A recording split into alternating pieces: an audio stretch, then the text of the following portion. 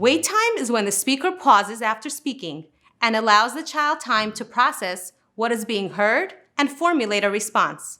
All children benefit from extra time to process information, but this is especially important for children with hearing loss or auditory processing. As children learn to listen, understand, and think about what they want to say in response, giving them that wait time allows for that opportunity. We want to prepare our children for listening and communicating in the real world. While parents may be okay with repeating information numerous times, the child's teachers, friends, and eventually colleagues may not. By repeating the information to the child without first providing that wait time, we are teaching the child that they do not have to listen the first time, as the information will get repeated.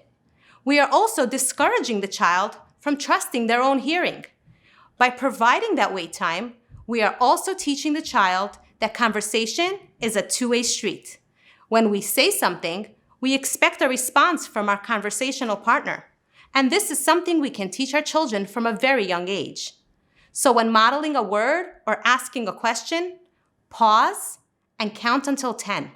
Lean in toward your child and have an expectant look, indicating that you're expecting the child to respond. The child may need that repetition, but we won't know for sure unless we first give them that wait time to find out.